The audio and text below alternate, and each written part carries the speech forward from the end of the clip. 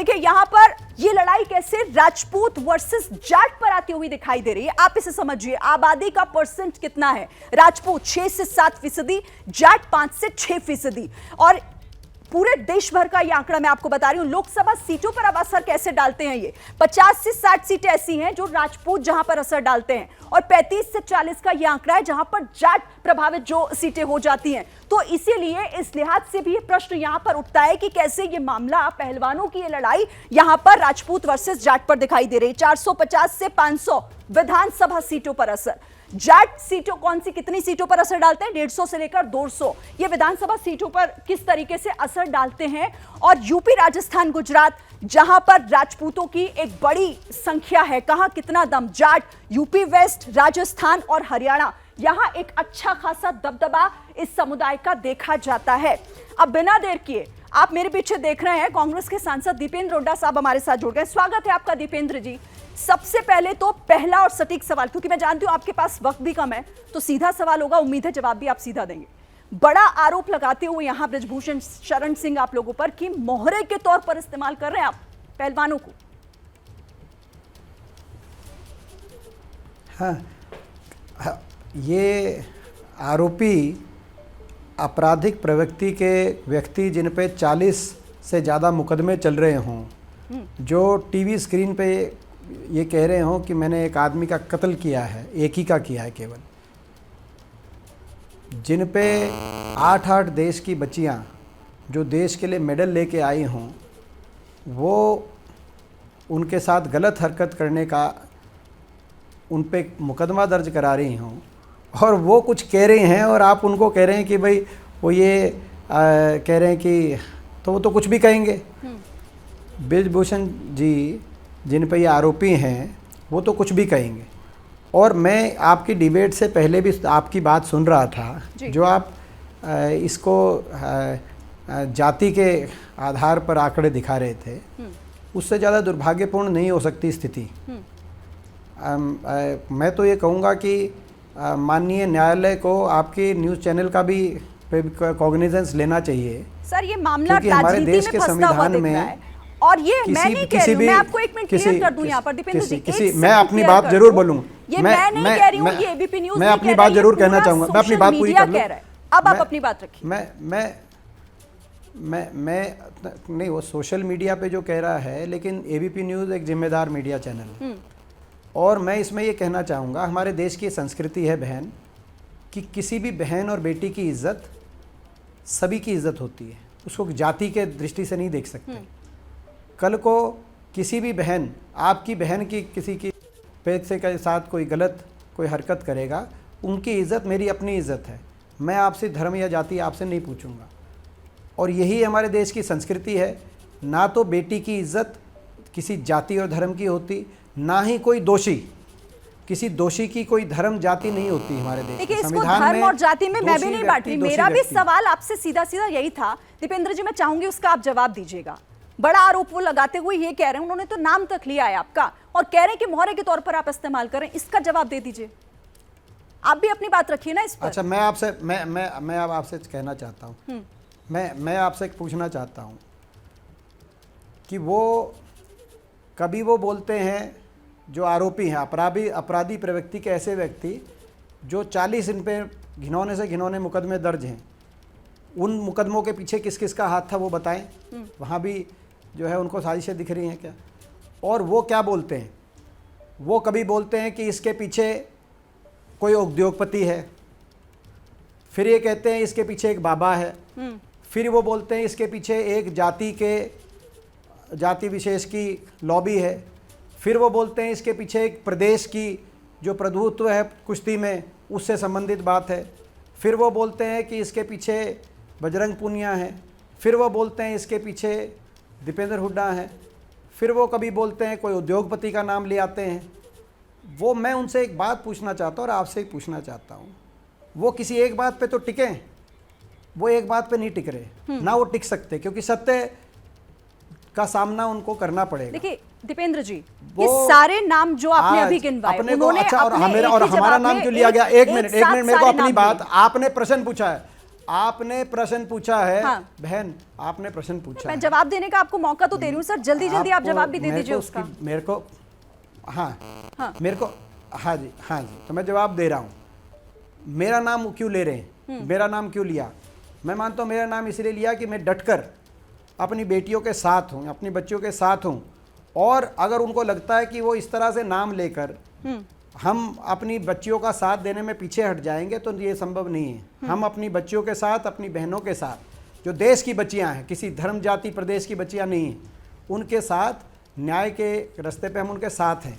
उन्होंने मेरा नाम इसलिए लिया हो सकता है, हाँ। उनको लगता हो कि इसको जो आप दिखा रहे थे अभी कि मैं एक प्रदेश से हूँ, मैं भारत का नागरिक हूँ, लेकिन मैं एक प्रदेश से हूँ, एक बैकग्राउंड से हूँ, एक जाति धर्म से मैं, तो उनको लगता होगा कि इनका नाम लेने से उस दिशा में डिबेट को मोड़ दिया जाए, ध्यान डाइवर्ट किया जाए। किसी उद्योगपति का नाम क्यों लिया, तभी तो आपको किसी बुलाया बाबा ना का सर, नाम क्यों ताकि लिया? आप उसे ये कभी सही कहते ट्रैक ये पर ट्रायल डालें। नहीं अच्छा देना चाहती दीपेंद्र जी, एक बेटियां, सवाल में कभी रहो। कभी कभी ठीक है, कभी दीपेंद्र जी, कभी वो एक और कहते बात बेटियां कह ट्रायल रहे नहीं देना हैं, चाहती, क्योंकि आपको उन्होंने उनका ये भी कहा जवाब ये देना है, बेटियां ट्रायल नहीं इसीलिए देना। आपको बुलाने का अपनी मकसद हर भी बात यही है। में सुनिए तो सही वो आप अलग दीपेंद्र बात कह रहे जी, हैं। वो ये भी कह लेकिन रहे हैं कि आरोपी की मामला बात- 2012 का है। आरोपी की बात आप आप लोग उस बेटी पे- के सम्मान की बात कर रहे हैं, बच्चों के सम्मान की बात कर रहे हैं, तो ये मामला पहले क्यों नहीं उठाया गया? इतना साल इंतजार क्यों किया गया? मैं पूछना चाहता हूं आपसे, आप भी सम्मानित बेटी हैं देश की, अपने घर की एक बहन है। आप ये बताइए, अमेरिका में मी टू मूवमेंट में 1970 दशक की छेड़छाड़ की हरकतों को लेकर महिलाएं अब सामने आई, 1980 के दशक की, और उनके साथ न्याय किया जा रहा है वहाँ, क्योंकि ये बेहद ऐसा अति संवेदनशील मामला है। कोई भी हमारे देश की बहन बेटी अपनी अस्मिता को लेकर अगर कोई आरोप लगाती है तो उसके परिणाम उसके भी जीवन में आते हैं। इसीलिए कोई भी सहज, कोई परिवार, कोई माता पिता या अपनी बेटी को या स्वयं कोई बेटी आसानी से कोई असाधारण साहस के साथ आना पड़ता है। हाँ। और ऐसे में मीडिया एक ऐसा आरोपी जिसका ट्रैक रिकॉर्ड, जो हिस्ट्री शीटर, जो स्वयं बाहुबली स्वयं बताता है मैंने मर्डर किया, हर तरह के मुकदमे चल रहे हों, और उनके ऊपर मुकदमा दर्ज कराने के लिए 8 देश की मेडल विजेता, और किसी का अंतर्राष्ट्रीय, एशियाई या ओलंपिक से कम का मेडल नहीं है इनका बैकग्राउंड समझिए, इनकी मेहनत और परिश्रम समझिए, और उनको केस दर्ज कराने के लिए चलिए आप कह रहे हैं कि साहस जुटाने में वक्त लगा, लेकिन दीपेंद्र जी अब तो पूरी लड़ाई सामने है ना। आखिर में और ब्रजभूषण कह रहे हैं कि सबूत है तो लाइए, फांसी पर चढ़ने के लिए तैयार हूं, इस्तीफा देने के लिए तैयार हूं। अब तो पूरी लड़ाई सामने है, सब कुछ सामने है। आप बारी बारी ये क्यों कह रही हैं कि ब्रजभूषण ये कह रहे हैं, कि ब्रजभूषण ये कह रहे हैं? मैं इसीलिए कह रही हूँ, क्योंकि हमारी ब्रजभूषण शरण सिंह से तमाम सवाल पूछ हमारी चुके हैं बच्चियां हम क्या लोग। कह रही हैं? अब आप उस पर जवाब दीजिए। आपकी बच्चियां क्या कह रही हैं, बेटियां क्या कह रही हैं? क्या वो जो कह रही हैं, उन्होंने तो अपनी कंप्लेंट दे दी, वो तो 3 महीने से कह रही थी, मगर सरकार ने उनकी बात को अनसुनी करे गई। सरकार ऐसे सरकार में कहाँ तक तार जुड़े हुए हैं? कौन लोग हैं जो इस आरोपी को संरक्षण दे रहे थे और दे रहे हैं? कानूनी कार्रवाई जो होनी चाहिए थी नहीं हुई, तभी सुप्रीम कोर्ट ने, मैं धन्यवाद करता हूं संविधान निर्माताओं का, उन्हें स्वतंत्र न्यायपालिका का गठन किया और सुप्रीम कोर्ट ने इंटरवीन करके दिल्ली पुलिस को निर्देशित किया एफआईआर दर्ज करने के लिए। ऐसे ये कौन से पाक साफ व्यक्ति थे जिनके ऊपर कोई एफआईआर दर्ज नहीं हो सकती थी? इनका क्या ट्रैक रिकॉर्डर था ऐसा? और हमारी बेटियों में ऐसी क्या कमी थी? चलिए आप कह रहे हैं सुप्रीम कोर्ट को इसमें दखल देना पड़ा। अब जब सुप्रीम कोर्ट की ये बात है तो फिर सवाल तो ये भी उठेगा ना दीपेंद्र जी कि फिर राजनीतिक पार्टियों का इसमें क्या काम? फिर राजनीतिक पार्टियों को क्यों उस मंच पर पहुंचना पड़ रहा है, जबकि जनवरी में उन लोगों ने आप लोगों को भटकने नहीं दिया था वहां पर? देखिए, सही बात है, जनवरी में इन्होंने पूर्णतः पूरा विश्वास नरेंद्र मोदी जी की सरकार में व्यक्त किया और हम लोगों को कहा कि हम लोग आ भी नहीं सकते मंच पे। आपने बिल्कुल सही कहा, लेकिन उस विश्वास को चकनाचूर किया इस सरकार ने। 3 महीने तक हमारी बेटी न्याय के लिए, हमारी बेटियां न्याय के लिए सरकार के एक दरवाजे से दूसरे दरवाजे पे घूमी, उनको न्याय नहीं मिला। उसके बाद जब इस बार इन्होंने धरना किया, इन्होंने कहा कि देश का कोई भी नागरिक जिसमें ये गैरत है कि ये राजनीतिक मुद्दा नहीं है, किसी भी बेटी की इज्जत इस देश में राजनीति का मुद्दा नहीं हो सकती, आपकी भी नहीं हो सकती। इज्जत ना मेरी बहन की हो सकती, किसी भी बेटी की इज्जत इस देश में राजनीति का विषय नहीं हो सकती। अगर किसी के साथ गलत किया गया है और आरोप लगाया गया है और उस आरोप की निष्पक्ष जांच कराना हमारा अधिकार है, इतना अधिकार हमें हर बेटी को देना है देश को। और इसीलिए इस बार इन्होंने जब धरना किया, और आज तक देश में कभी भी कोई मांग, किसी भी वर्ग कोई मांग लेके आया है, उस वर्ग ने अगर विपक्ष को कहा है कि विपक्ष आके समर्थन दे, अगर जब सरकार में विश्वास टूटा है या कम हुआ है तो देश के तमाम विपक्ष ने जाके समर्थन दिया है। और मैंने जैसे कहा, इसीलिए हमारा नाम लिया गया।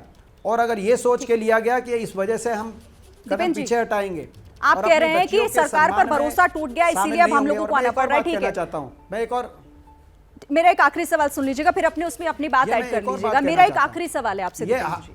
मेरा सवाल यह है कि विनेश फोगाट का आपने नाम भी अभी थोड़ी देर पहले लिया, और इस पूरे आंदोलन में वो बढ़ चढ़कर आगे आती हुई भी दिखाई दे रही हैं। कई बार उन्होंने कई महत्वपूर्ण बातों का जिक्र भी इसमें किया, लेकिन अभी शुरुआत में इस बुलेटिन के शो के हमने एक वीडियो क्लिप उनकी चलाई थी जो 2018 की थी, जिसमें वो मी टू कैंपेन की बात करते हुए कह रही थी कि बाय द गॉड्स ग्रेस मेरे साथ कभी ऐसा नहीं हुआ। और उन्होंने ये भी कहा कि शायद मैं पहलवान हूं तो इस वजह से भी ऐसा हो सकता है। 2018 का उनका बयान, लेकिन 2013 में उनके साथ ये होता है। मामला अब 2023 में उठ रहा है। ये सब क्या है? मतलब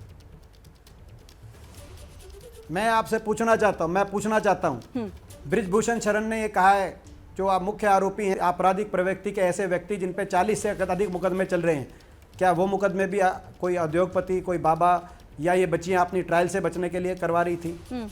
वो ये कहते हैं क्लिप में कि मैंने इस जीवन में एक मर्डर किया है, एक व्यक्ति के कमर में गोली मारी है। आज तक उनको उसका जो है न्याय का सामना नहीं किया। क्या आपने वो क्लिप चला रहे हैं लगातार? आप विनेश फोगाट, आप जो बच्चियां, इनोसेंट बच्चियां जो देश के लिए मेडल लेके आई हैं, आप समझे आप क्या कर रहे हैं? एबीपी न्यूज वालों, सर हम कुछ नहीं कर रहे हैं, उनकी क्लिप चला रहे हैं। हम तो आपको मंच दे रहे हैं सर, दीपेंद्र हुड्डा को मंच दे रहे हैं ताकि आप अपनी बात रख सकें। आप बार-बार गलत बात मत कीजिए दीपेंद्र जी। तो मैं भी अपनी बात रख रहा हूं, मैं अपनी बात रख रहा हूं। ठीक है, अगर आपको लगा, मैं मगर इसमें एक और बात का ऐड करना चाहता हूं। जो हमारी बेटियां हैं, मैं आपसे और सारी मीडिया में आग्रह करना चाहता हूं कि आप देखें किसका क्या, जो हमारी बेटियां हैं, वो बेटियां आरोपी नहीं हैं। प्रश्न बेटियों पे मत उठाइए, आरोपी पे प्रश्न उठाइए, उनके कैरेक्टर पे प्रश्न उठाइए। ये मैं समझता हूँ हमारी सबकी जिम्मेदारी। और दूसरी बात, एक और बात, क्यों हरियाणा को टारगेट किया जा रहा है उसको लेके भी मैं स्पष्टीकरण, आपने प्रश्न नहीं पूछा लेकिन मैं उस पर कहना चाहता हूँ। बार बार हरियाणा का भी नाम आता है। आज हम देशवासी पहले, हरियाणा वासी बाद में। हमें गर्व है इस बात का, हरियाणा में हमारी सरकार रही, उस समय इस तरह की पदक लाओ पद पाओ की हमारी नीति रही, खिलाड़ियों को नियुक्तियां दी गई, हर तरह का प्रोत्साहन दिया गया।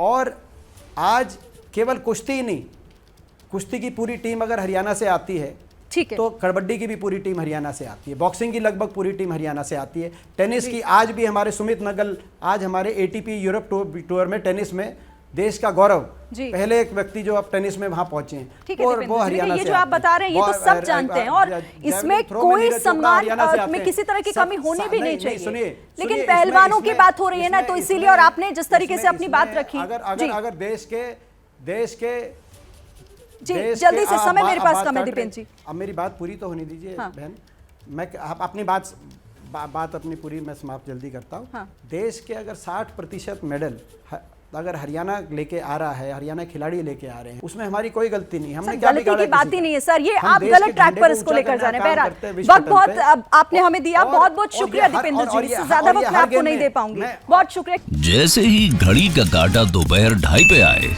बबीता जी का दिल सास बहू साजिश के लिए मचल जाए। और ये है इनकी बहू, पूरे दिन ऑफिस की टेंशन हो जाए गॉन जब ये करें अपना फेवरेट शो फ्री टाइम पे ऑन। इनकी तरह आप भी देखें अपना फेवरेट शो अपने टाइम पर और डाउनलोड कीजिए एबीपी लाइव ऐप अपने स्मार्ट टीवी पर।